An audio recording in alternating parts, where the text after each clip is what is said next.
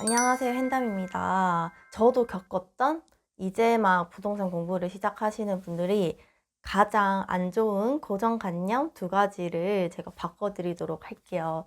나는 내 집 마련을 할 계획이다. 10년, 20년, 30년 동안 팔지 않은 계획이라고 하시는 분들은 당연히 그냥 내 집 마련 언제든지 하셔도 돼요. 그렇지만 나는 10년까지 들고 있을 예정이 아니라 몇 년 후에 팔 예정이다 하시는 분들은 제가 오늘 가르쳐 드리는 두 가지를 명심하시면은 정말 큰 도움이 되실 거예요. 바로 본론부터 시작할게요. 첫 번째는 제가 예전에 모의 투자 실패한 영상에서도 항상 골랐던 아파트들이 공통점이 있어요. 바로 저희 집 근처라든지 아니면 남편 집 근처에 있는 아파트들이었거든요. 그 당시에 어떻게 생각했냐면 만약에 이 아파트 가격이 떨어지면 이제 제가 들어가서 살 목적으로 무조건 집 근처에 해야겠다라는 생각을 했거든요. 아마 여러분들 중에서도 그런 생각을 하신 분들이 90% 이상일 거라고 생각이 들어요. 그런데 우리가 투자를 할 때 가장 명심해야 할 점이 나중에 리스크가 생겼을 때 어떻게 대처하는지도 중요하지만 그것보다 더 중요한 건 이 투자의 리스크를 어떻게 하면 감소시킬 수 있을까가 더 핵심이잖아요. 근데 이제 시작하시는 분들은 항상 그 리스크가 생겼을 때를 대비하는, 실패를 했을 때를 대비하는 그런 것에 집착을 하세요. 하지만 그것보다는 내가 어떻게 하면은 더 리스크 없이 투자를 할 수 있을지에 대해서 더 공부를 많이 해야 한다는 거죠. 그런 관점으로 봤을 때 투자를 하려면 여러분들이 더 오르는 아파트를 찾아야 될 거잖아요. 근데 더 오르는 아파트를 찾으려면 기본적으로 상대적으로 덜 오른 아파트를 찾아야 해요. 이게 무슨 말이냐 하면 이제 비슷한 동네에 있는 아파트들은 비슷하게 상승하고 하락을 합니다. 이게 도시가 클수록 아파트가 상승하는 기간이 굉장히 길거든요. 우리나라에서 가장 큰 도시가 서울이잖아요. 그래서 서울이 가장 오래오래 상승을 했습니다.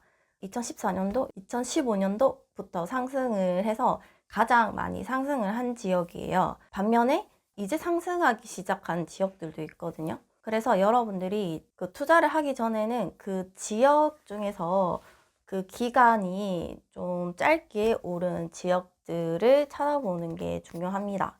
이거는 제가 다음 시간에 설명을 해드리도록 하겠습니다. 그리고 자기 동네에만 고집하는 이유 중 하나가 세입자분들을 그럼 내가 어떻게 관리를 하냐라고 말씀을 해주시는데 저는 1980년대에 지어진 아파트 그리고 한 5년차 신축 이거 두 개 다 들고 있어 봤거든요. 세입자분께 1년에 한두 번 연락이 올까 말까 합니다. 그리고 저는 단 한 번도 계약 이외에 그 동네에 가본 적이 없어요. 왜냐하면 만약에 보일러가 고장났다, 인터폰이 고장났다 하면 그 세입자분께서 고쳐서 영수증을 주면 저는 그냥 계좌이체만 시켜드리면 되는 거예요. 또는 그 소장님한테 좀 소정의 뭔가를 드리고 좀 이거를 부탁을 한다 해서 그 AS 센터를 소개를 시켜줘서 이렇게 유선상으로도 충분히 해결이 가능하거든요. 그리고 이거를 미연에 방지하는 방법 중 하나는 그냥 세입자분이 들어가기 전에 모든 걸 수리를 해놓는 방법이 있습니다. 제 경우에도 오래된 아파트는 그냥 세입자분이 들어오기 전에 미리 다 수리해놓고 세입자분을 맞이를 했거든요. 그래서 그 부분에 대해서는 저는 한 번도 힘든 적이 없었어요. 물론 진상을 만날 수도 있지만 이건 약간 운의 부분도 있을 것 같네요. 그리고 계약할 때도 안 가는 방법이 있어요. 그거는 이제 위임장을 써서 이제 부동산에서 다 알아서 해주는 경우도 있거든요. 저도 그런 방법을 써서 이제 너무 먼 지역들은 계약을 하러 굳이 안 간 경우도 있습니다. 하지만 첫 투자 때는 그래도 불안함이 있기도 하고 그리고 경험상 꼭 한번 계약서를 직접 쓰러 가보는 걸 더 권해드려요. 그리고 계약서 쓰는 거는 연차 내거나 반차 내고 왔다 갔다 할 수 있는 거니까 큰 문제는 없다고 생각합니다. 우리 동네가 전국에서 지금 현재 내가 사는 타이밍에 저평가되어 있고 사기 좋은 타이밍 확률이 될 수도 있죠. 될 수도 있는데 그래도 이제 전국적으로 봤을 때는 그 확률이 조금 더 올라가겠죠. 그래서 범위를 크게 보는 게 좋다고 말씀을 드리는 거예요. 어차피 수도권도 사람이 사는 데고 지방도 사람이 사는 데고 수도권에 사는 사람들은 본인 동네가 가장 좋다고 하지만 지방에 사는 분들은 꼭 또 지방만 보신단 말이에요. 지방에서 가장 좋은 걸 살려고 해요. 그래서 여러분들이 수도권, 지방 가리지 말고 검토를 한번 해보세요. 두 번째, 싼 곳을 찾는다. 제가 그 실패한 모의투자 영상에서 특징이 그 저희 집과 가까운 곳을 찾았고, 두 번째는 싼 곳을 찾아다녔어요. 처음으로 부동산에 들어갔던 아파트가 어디냐면 2천만 원짜리 아파트였거든요. 전세금이 2천만 원이 아니라 2천만 원짜리 아파트였습니다.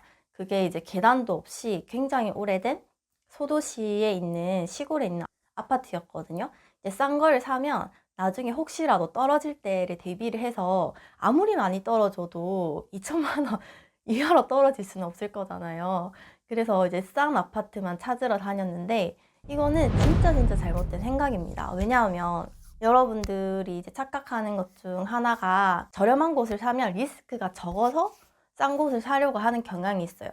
저도 당연히 겪어봐서 그 마음을 100% 이해를 합니다. 하지만 아파트는 사람들이 이제 들어가고 싶어 하는 주택이잖아요. 어떻게 보면은 필수적인 공간이고 사람들이 내가 사는 집보다 더 좋은 곳으로 가려고 하지 나쁜 곳으로 가려고 하진 않아요. 그래서 가치가 있는 아파트들, 우리 동네에서 가장 좋은 아파트가 가장 많이 상승하고 떨어질 때도 가장 늦게 떨어지고, 그래서 아파트는 이렇게 싼 곳부터 찾아다니지 말고 내가 매수하고 싶은 동네 중에서 이제 비싼 아파트부터 검토를 하면서 이건 내가 못 사고 내려가다 보면은 내가 살 수 있는 금액대의 아파트가 보입니다. 그리고 이제 여러분들이 시세 조사를 하면 아시겠지만 이게 무조건 비싸다고 해서 투자금이 무조건 많이 들어가진 않거든요. 대체적으로는 당연히 비싼 아파트가 투자금이 많이 들어가진 하지만 이게 무조건 정비례 관계로 이게 딱딱딱 떨어지지 않는단 말이에요.